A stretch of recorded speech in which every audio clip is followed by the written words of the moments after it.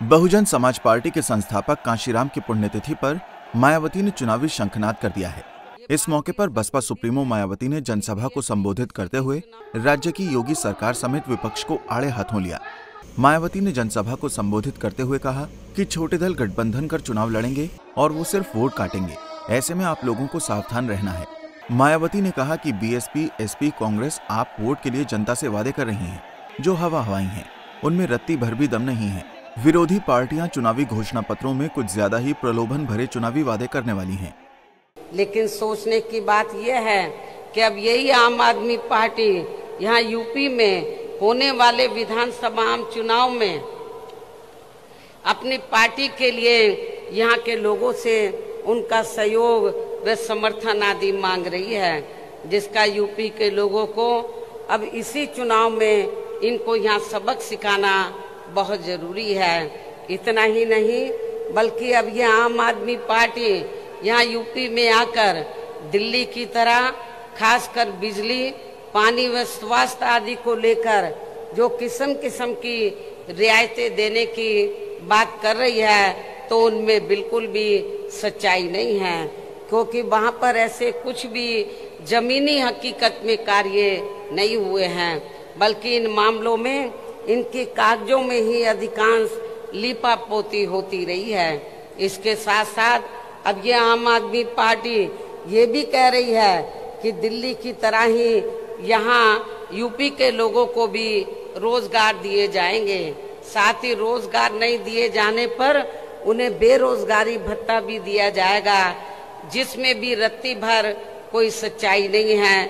ये बात बिल्कुल झूठ व हवा हवाई है, क्योंकि यदि आम आदमी पार्टी ने दिल्ली में यहाँ बेरोजगार लोगों को रोजगार या बेरोजगारी भत्ता आदि दिया होता, तो फिर दिल्ली में जाकर बसे यूपी व बिहार के लोगों को भी कोरोना काल में दिल्ली छोड़कर यहाँ यूपी व बिहार में वापस नहीं आना पड़ता।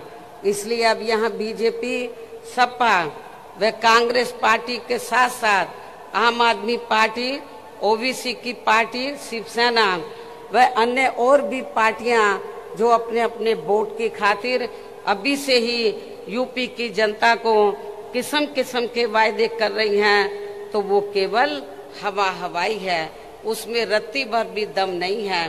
वैसे भी इस बार चुनाव में सभी विरोधी पार्टियां अपने अपने चुनावी घोषणा पत्रों में कुछ ज्यादा ही प्रलोभन भरे चुनावी वायदे करने वाली हैं, जिनके बहकावे में भी प्रदेश की जनता को कतई भी नहीं आना है, जिन्हें सत्ता में आने के बाद ये पार्टियां अधिकांश अमल में नहीं लाती हैं।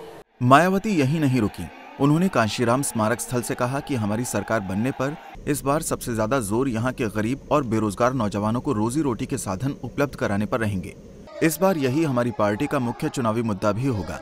उन्होंने कहा कि केंद्र और राज्य की जो भी योजनाएं चल रही हैं, उन्हें बदले की भावना से रोका नहीं जाएगा और जो गुंडे माफिया बाहर घूम रहे हैं, उन्हें जेल भेजा जाएगा। प्रदेश की जनता को कतई भी नहीं आना है, जिन्हें सत्ता में आने के बाद ये पार्टियां अधिकांश अमल में नहीं लाती हैं। जबकि ये बात भी सर्वविदित है कि बीएसपी किसी भी चुनाव में अपना कोई भी चुनावी घोषणा पत्र आदि जारी नहीं करती है, क्योंकि बीएसपी कहने में बहुत कम बल्कि कार्य करके दिखाने में ही ज्यादा विश्वास रखती है। और इस मामले में बीएसपी का यहाँ 4 बार का रहा शासनकाल इसका खास सबूत है। इसलिए इन सब बातों को ध्यान में रखकर प्रदेश की जनता को अब चुनाव में विरोधी पार्टियों के किसी भी बहकावे में नहीं आना है, जिनका यहाँ के लोगों के प्रति असली चेहरा खासकर कोरोना काल में हमें काफी कुछ देखने के लिए मिला है, जिसे खास ध्यान में रखकर अब हमारी पार्टी का ये कहना है कि बीएसपी की सरकार बनने पर इस बार सबसे ज्यादा जोर हमारी पार्टी यहाँ के गरीब व बेरोजगार नौजवानों को रोटी रोजी के साधन उपलब्ध कराने पर ही लगाएगी, ताकि अब आगे इनको अपनी रोटी रोजी के लिए यहाँ अपने खुद के प्रदेश यूपी से कभी भी पलायन ना करना पड़े। साथ ही मायावती ने यूपी विधानसभा चुनाव को लेकर दिखाए जा रहे सर्वे पर भी रोक लगाने की मांग की। मायावती ने कहा कि चुनाव से 6 महीने पहले सभी सर्वे पर रोक लगे। उन्होंने कहा कि बंगाल की मुख्यमंत्री ममता बनर्जी के मामले में ऐसा हुआ था। बीजेपी पार्टी की मशीनरी अपने पक्ष में हवा बनाने की कोशिश कर रही है। वो हिंदू मुस्लिम को भड़काने की कोशिश करेगी। इस दौरान मायावती ने बसपा संस्थापक कांशीराम को भारत रत्न देने की मांग भी की। लखनऊ से अनिल सैनी की रिपोर्ट। हमसे जुड़े रहने के लिए हमारे YouTube चैनल को सब्सक्राइब करें और नई वीडियो की नोटिफिकेशन के लिए बेल आइकॉन को दबाएं। अगर आप ये वीडियो Facebook पर देख रहे हैं तो लाइक जरूर करें और ज्यादा से ज्यादा शेयर करें। धन्यवाद।